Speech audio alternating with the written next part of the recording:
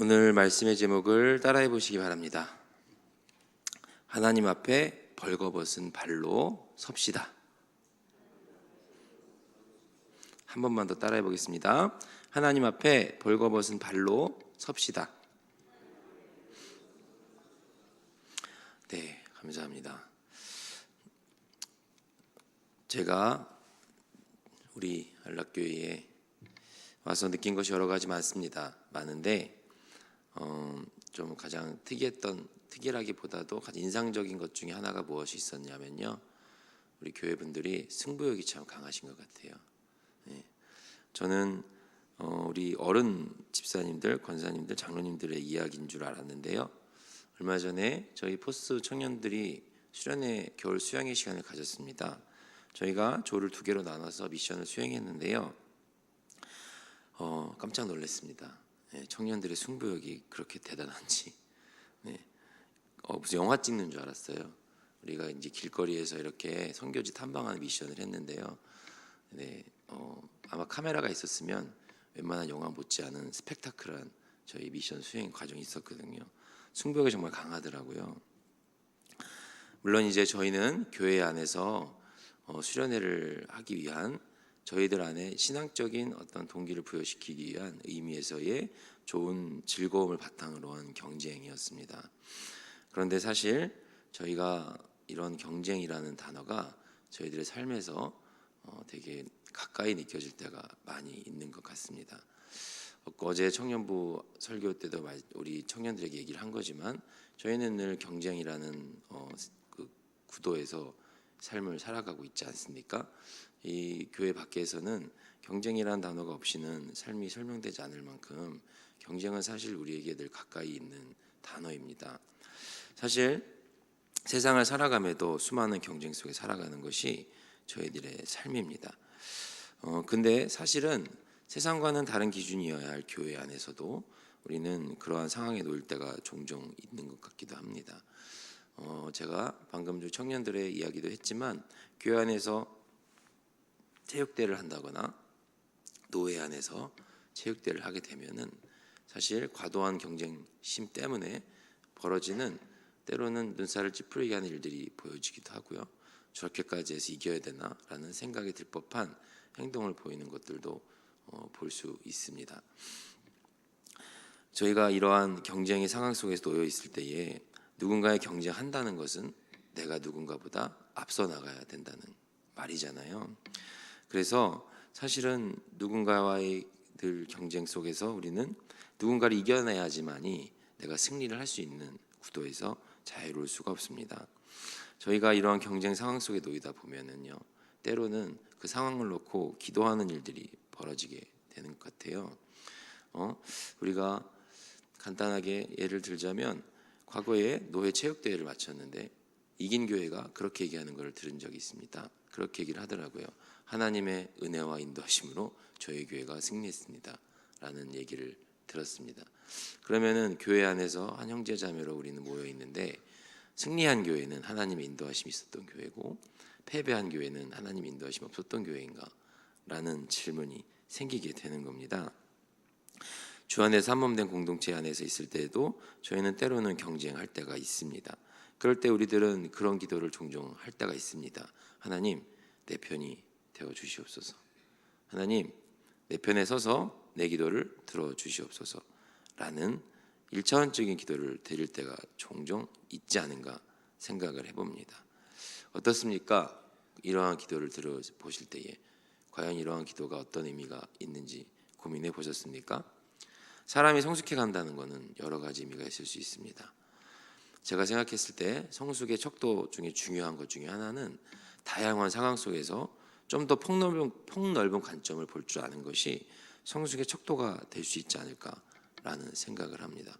미성숙한 사람일수록 나밖에 보이지 않는 법입니다. 네 편이냐 내 편이냐를 이야기하는 것은 어린 아이들이 사실은 많이 던지는 질문이죠. 그래서 너는 누구 편인데? 그래서 너는 어느 쪽 편이야? 라는 질문을 던진다는 것은 내 안에 있는 성숙함의 척도를 한번 되돌아볼 필요가 있는 것입니다. 저희가 여호수아 말씀을 계속 보고 있습니다. 여호수아는 어떤 책입니까? 여호수아는 우리가 흔히 알다시피 모세오경 아시죠? 창세기부터 신명기까지 모세오경 바로 뒤에 나오는 책을 여호수아라고 합니다. 순서상 그렇게 나와 있습니다. 그렇다면 여호수아라는 책이 모세오경 다음에 나오는 의미는 무엇입니까? 모세오경 하면은 가장 먼저 떠오르는 키워드가 뭡니까? 율법입니다. 율법. 모세오경은 율법이라는 단어로 압축할 수가 있어요. 율법은 사실 나쁜 게 아니었습니다. 하나님께서 우리 이스라엘 백성들 또 우리 인간들을 좀 더 하나님의 백성답게 살 수 있게 살기를 바라는 마음으로 주셨던 하나의 기준이었습니다.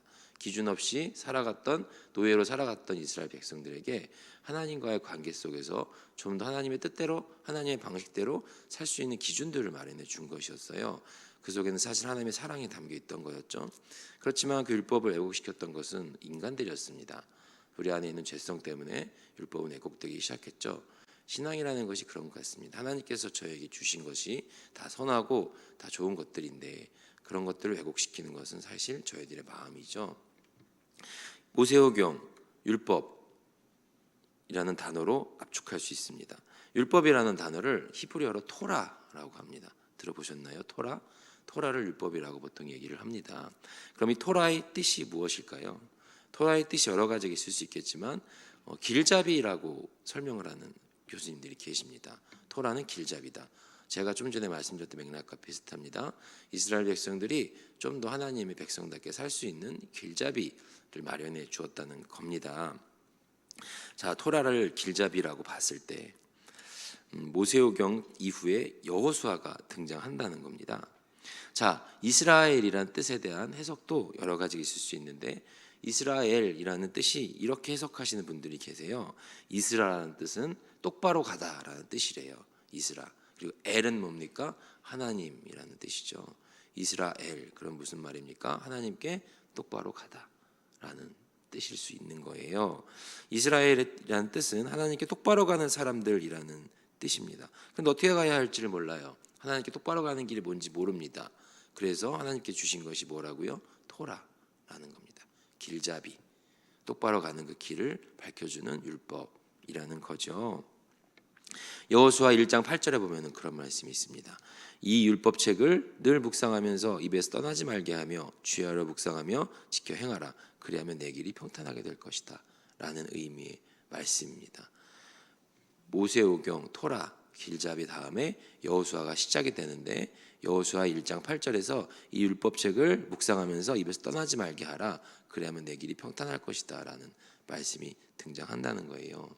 여호수아는 그럼 그 말씀대로 모세오경 토라 이후에 이스라엘 백성들이 어떻게 하나님께 똑바로 나아가는 여정이 있었는지로 해석해 봐도 괜찮을 것 같습니다. 여호수아를 총 24장까지 우리는 볼 수 있어요. 여호수아는 총 24장까지 있습니다. 여호수아를 보시는 데 있어서 전체적인 여호수아의 구조를 보는 것도 사실 중요하거든요. 여호수아가 24장인데 여호수아는 간단한 구조입니다. 총 두 가지의 구조로 나눌 수가 있습니다. 첫 번째, 이스라엘의 정복 전쟁 이야기입니다. 하나님께서 약속하신 가나안 땅에 입성했으니까 이제 정복 전쟁이 시작이 되는 겁니다. 여호수아를 필두로 이스라엘 백성들이 우리가 많이 들었던 여리고성 전투 시작으로 해서 정복 전쟁이 시작이 됩니다. 정복 전쟁을 해서 땅을 점령했습니다. 그 다음에 어떻게 해야 됩니까? 땅을 나눠야죠. 그래서 여호수아는 총 두 가지입니다. 정복 전쟁기 그리고 분배기. 24장까지라고 말씀드렸습니다. 1장부터 딱 절반 12장까지가 정복 전쟁과 관련된 이야기입니다. 그리고 뒤에 이야기가 그 땅을 이제 분배하는 내용인 거죠. 분배는 총 두 차례에 걸쳐 벌어집니다. 1차 분배, 2차 분배. 좀 더 세밀하게 뒷부분을 나눌 수가 있는 거죠. 어쨌든 여호수아 전체의 구조에서 24장 안에 정복 전쟁과 분배기로 나눌 수가 있는 겁니다. 1장부터 12장까지가 정복기와 관련된 이야기라고 말씀드렸습니다. 이 정복기 전쟁에서 우리들이 한 번쯤은 들어봤을 법한 이야기가 있습니다. 제가 좀 전에 말씀드렸죠. 여리고성 전투. 여리고성 전투를 여기 혹시 못 들어보신 분도 계실지 모르겠으나 제가 봤을 때는 거의 80-90% 이상은 여리고성 전투가 무슨 내용인지 들어보신 분들이 계실 거라고 저는 생각을 합니다. 이스라엘의 첫 정복 전쟁 이야기입니다. 이제 40년 그 이전부터 준비되어져 왔던 약속의 땅 가나안 땅에 입성해서 이제 그 땅을 하나님께서 약속하신 그 땅을 싸워내서 이겨내야 하는 그 바로 앞에 놓여 있는 겁니다. 첫 전쟁입니다. 처음으로서 갖는 싸움이에요. 이 전쟁. 저희가 오늘 여호수아 말씀을 5장 말씀을 읽었는데요. 바로 6장부터 여리고성 전투 이야기가 시작이 됩니다. 바로 그 전쟁을 앞둔 직전에 우리가 읽은 말씀의 상황이 벌어진 겁니다. 여호수아가 전쟁을 치르려고 하는 그 전입니다. 그 벌어진 상황이 오늘 본문의 이야기입니다. 어떠한 싸움입니까? 어떠한 상황입니까? 여호수아가 오늘 말씀에 보면은 13절 여리고에 가까이 이르렀을 때에 여리고에 가까이 이르렀습니다. 눈을 들어 봤습니다. 어떠한 상황이 벌어집니까? 한 사람이 칼을 빼어 손에 들고 마주 서 있는지라. 전쟁을 앞두고 있습니다. 그런데 여리고성에 가까이 다가섰는데 한 사람이 칼을 빼고 서 있는 거예요. 어떠한 생각이 들었겠습니까? 여호수아가 당연히 질문을 합니다. 마주 서 있는지라. 13절입니다. 여호수아가 나아가서 그에게 묻되 너는 우리를 위하느냐 우리의 적들을 위하느냐 하니 질문을 했습니다. 여호수아가. 근데 딱 봐도 왠지 칼을 들고 서 있는 모습이 왠지 여호수아가 그래도 이제 하나님의 전쟁을 앞두고 있는 이 시점에서 왠지 하나님께서 나를 도와주실 어떠한 힘을 실어주실 무언가의 징표를 보내주시는 것이 아닐까라는 생각을 했었을지 모르겠어요. 여호수아가 딱 봐도 왠지 하나님께서 보낸 뭔가 있는 사람인 것 같은데 질문을 한 거죠. 당신은 누구 편입니까? 우리를 위합니까? 적들을 위합니까? 쉽게 말해서 내 편입니까? 제 편입니까? 라고 물어본 거예요. 여호수아가. 당신은 누구 편입니까? 라고 질문을 했습니다. 제가 서두에 말씀드린 경쟁 속에서 우리는 하나님께 물어볼 때가 있다는 거죠. 하나님 내 편이 되어 주시옵소서. 하나님 내 편에 서 주시옵소서. 여호수아도 비슷한 마음이었던 것 같아요. 딱 봐도 하나님의 사자 같은데 내 편입니까? 제 편입니까? 그러면은 나는 네 편이다 라고 얘기를 하면 아무래도 여호수아가 이 전쟁을 시작하는 데 있어서 훨씬 더 힘을 얻고 마음의 평안을 얻지 않겠습니까? 근데 대답이 참 재밌습니다. 대답이 참 재밌어요. 14절 말씀 뭐라고 얘기합니까? 그가 이르되 아니래요. 하나님 편입니까? 내 편입니까? 저쪽 편입니까? 물어봤을 때 여호수아의 군대 장관이 뭐라고 하냐면 아니라. 그 다음에 뭐라고 말씀합니까? 나는 여호와의 군대 장관이다 라고 합니다. 이게 무슨 의미입니까? 재미있지 않습니까? 이 말은 무슨 뜻인가 하면요, 나는 네 편도 제 편도 아니다. 나는 누구 편이다? 하나님 편이다 라고 말을 하는 거예요. 나는 여호와의 군대 장관으로 왔다 라고 이야기합니다. 우리가 살면서 이러한 질문의 상황에 한 번쯤은 놓인 적이 있으실 겁니다. 삶의 문제에서 늘 하나님을 내가 원하는 대로 나의 편의대로 내 삶에 끌어들여서 내 편이 되어 주시옵소서라는 무조건 이 문제를 해결해 주셔야 되는 분으로 저희는 기도할 때가 많습니다. 그런데 과연 맞습니까? 어떻습니까? 과연 그러한 기도의 응답이 자주 있으셨습니까? 있을 때도 있죠, 물론. 네. 그렇지만 없을 때도 있습니다. 저는 기도해보니까 그렇더라고요. 오늘 여호수아도 그렇게 질문을 했습니다. 여호수아는 사실 엄청나게 극한 상황에 놓여 있었습니다. 전쟁을 앞둔 상황이었어요. 이스라엘의 명운이 달린 상황이었습니다. 십수년, 수백 년 동안 약속의 첫 전쟁이 시작된 시점이었어요. 얼마나 절체절명의 순간이었습니까? 이 순간에 당연히 하나님 내 편이 되어주세요라고 하는 기도를 해볼 법하지 않습니까? 똑같이 여호수아도 그렇게 기도를 했습니다. 그런데 하나님께서는 이런 상황에서 뭐라고 말씀하십니까? 여호수아의 군대 장관은 하나님의 군대 장관은 뭐라고 얘기합니까? 나는 네 편도 제 편도 아니고 하나님 편이다 라고 말을 한다는 겁니다. 여호수아의 군대 장관은 네 편 내 편이 중요하지 않습니다. 자기가 하나님의 편이라는 것이 제일 중요합니다. 우리들은 어떻습니까? 여러분은 과연 하나님 편이십니까? 하나님을 내 편으로 끌어들이려고 하고 있지는 않는지, 늘 그것이 나의 욕심이나 나의 이기적인 마음 때문에 하나님을 내 편으로 끌어들이려는 모습들이 있지는 않는지 되돌아보면 좋겠습니다. 사실 이러한 모습에서 우리는 자유로울 수가 없습니다. 저도 마찬가지고요. 급할 때는 하나님 찾습니다.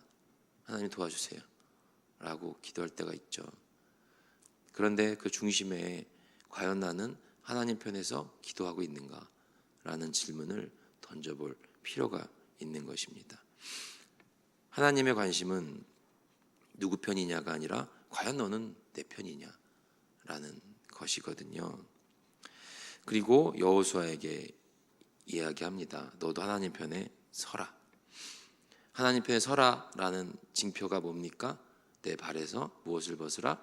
신을 벗으라 라고 말씀하고 계십니다. 하나님 편에 선다는 것은 오늘 말씀의 근거에서 봤을 때 신발을 벗는 거였습니다. 신을 벗는다는 것은 무슨 뜻입니까? 이력서 아시죠? 이력서가 무슨 뜻인지 혹시 아세요? 이력서에 나오는 이가 신발이래요. 한문으로. 신을 신고 걸어온 나의 자취라고 보면 좋을 것 같아요. 여러분들은 살면서 살아오시는 이력들이 다 있습니다. 어느 기업에 제출하기 위한 나의 경력이 아니고요. 신발을 신고 걸어온 여러분들의 길이 있지 않습니까? 그 길 속에서 과연 나는 이 신발을 나의 욕심과 나의 이기심으로 걸어왔던 발자취가 있지는 않았는지, 굳이 이 이전의 10수년의 이력이 아니라 단 하루의 이력을 되돌아봐도 우리는 나의 욕심대로 가고 싶을 때가 많습니다. 우리는 그런 마음에 들 때마다 그 이기적인 나의 욕심의 신발을 벗어야 합니다. 내 생각과 기준 속에서 하나님을 나의 편으로 끌어들이는 것이 아니라 과연 나의 신발 신은 이 발걸음은 하나님을 향해 가고 있는가 라고 되돌아보셔야 합니다. 이력서, 신발을 벗는다. 어떠한 길을 걸으셨습니까? 이제 또 한 주간 또 한 길을 걸어가셔야 할 겁니다. 그 길을 걸어가실 때 나의 이기적인 신을 벗으시고 하나님 앞에 벌거벗은 발로 서셔서 주님께서 인도하시는 거룩한 땅으로 이 여정을 함께 동행하여 걸어가실 수 있는 우리 모두의 삶이 될 수 있기를 간절히 소망합니다. 하나님의 거룩한 땅으로 들어서서 하나님 편에 서서 벌거벗은 발로 주님과 함께 새로운 발자국을 만들어 가실 수 있는 여러분들이 될 수 있기를 간절히 소망합니다.